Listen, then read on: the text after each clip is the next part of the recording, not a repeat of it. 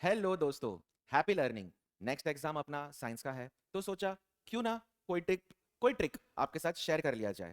Late us move ahead. Exam में काफी बार पूछा गया है what is the least count and what is the reading of the provided ammeter या वोल्टमीटर। चलिए समझते हैं।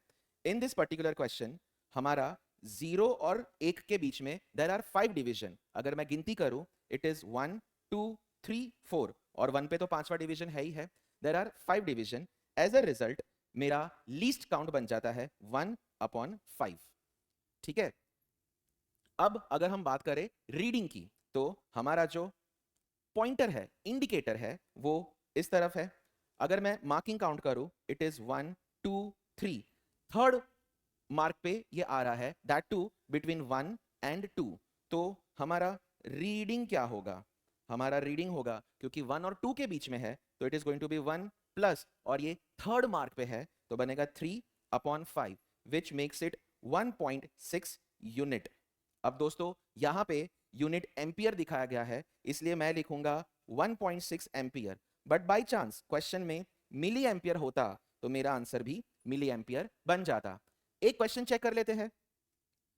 इन दिस पर्टिकुलर डायग्राम अपने देख सकते हैं कि 0 और 100, इन दोनों के बीच में देर आर 9 स्मॉल मार्क्स। मतलब 0 और 100 तक हम लोग 10 डिवीजन, टोटल 10 डिवीजन करेंगे। एज अ रिजल्ट मेरा लीस्ट काउंट होगा 100, क्योंकि मेरा ये काउंट 100 है, divide by 10 which makes it 10। और यूनिट कौन सा यूज करेंगे? Milli ampere. ठीक है दोस्तों।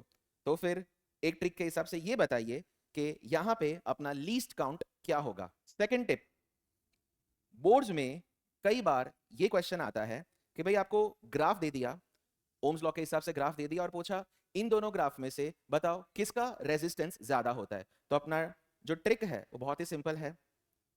जो ग्राफ वोल्टेज एक्सिस के पास होगा, ठीक है, जो ग्राफ वोल्टेज एक्सिस के नियर बाय होगा, दैट हैज हाई रेजिस्टेंस।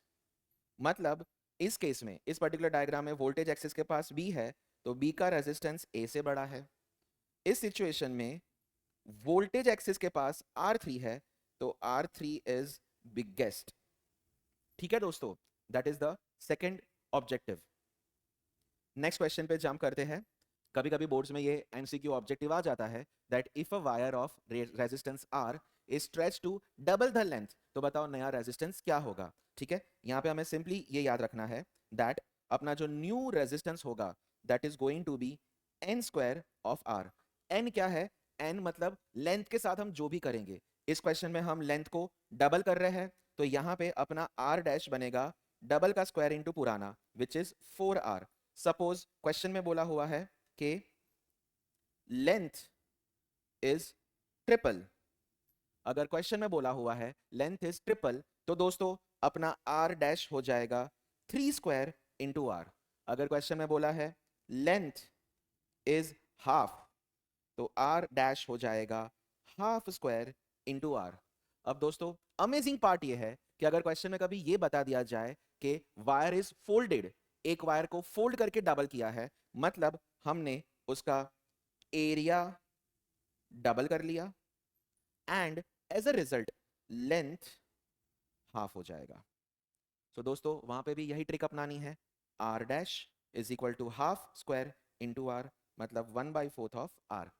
ठीक है दोस्तों, अगले टिप पे जाते हैं।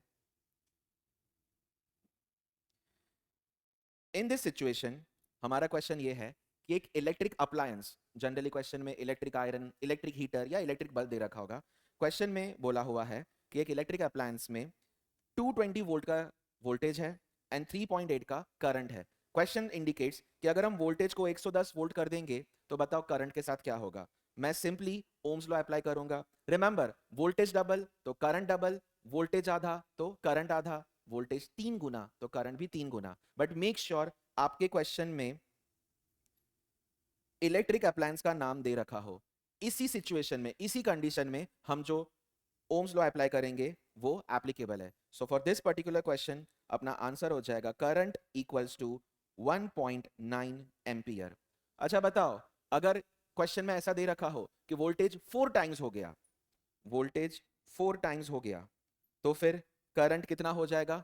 यस दोस्तों, current will also become 4 times, मतलब in this situation 3.8 into 4, that will become your answer. पर अब यही क्वेश्चन एक और फॉर्मेट में आए, if the same question arises as an electric bulb is rated 220 volt and 100 watt, तो यहां पे अगर वोल्टेज आधा होगा तो पावर के साथ क्या फर्क पड़ेगा? Please remember, power is directly proportional to V square. मतलब बहुत सिंपल है, आपको वोल्टेज के साथ आप जो भी कांड करोगे वही सेम चीज आपको स्क्वायर फॉर्म में पावर के साथ करना है। मतलब अगर ये डबल तो फिर ये 4 टाइम्स।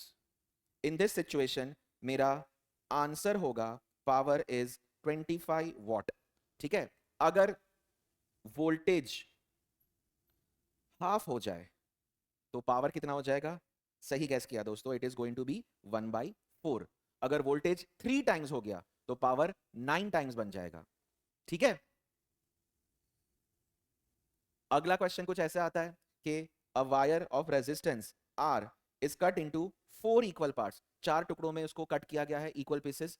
एंड आगे बोला हुआ है if these parts are placed in parallel, अगर इन चारों को पैरेलल में रख दिया जाए तो बताओ नया रेजिस्टेंस क्या होगा? इन दिस सिचुएशन हमें बहुत सिंपल याद रखना है, R P is equal to R divide by, हमारा 4 पार्ट्स में कट था, सिंपली 4 स्क्वायर कर दो, तो practically R P equals to R upon 16, that becomes R answer. अगर क्वेश्चन में बोला होगा 3 पार्ट्स में कट किया गया है तो आंसर बन जाएगा आर अपॉन 9। क्वेश्चन में बोला होगा 5 पार्ट्स में कट किया है तो आंसर बन जाएगा आर अपॉन 25। ठीक है, लास्टली एक बहुत ही important text book based question है जो एमसीक्यू में भी आ सकता है। क्वेश्चन टेक्स्ट बुक का ये है कि two resistances of same material, equal length and equal diameter, practically आपका दोनों का रेजिस्टेंस इक्वल है। कभी कभी क्वेश्चन में आ जाएगा कि two resistance wire of same value, ऐसा बोल ही दिया गया होगा। अब आगे क्या बोला हुआ है, if they are connected in series and then in parallel, तो हमें कंपेयर करना है कि हीट प्रोड्यूस का रेशियो क्या होगा। तो प्लीज दोस्तों याद रखिए, heat in series upon heat in parallel.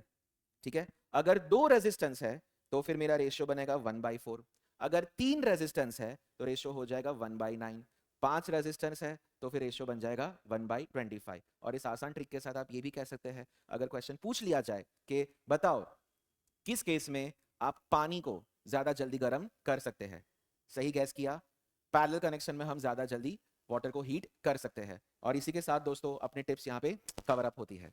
All the best.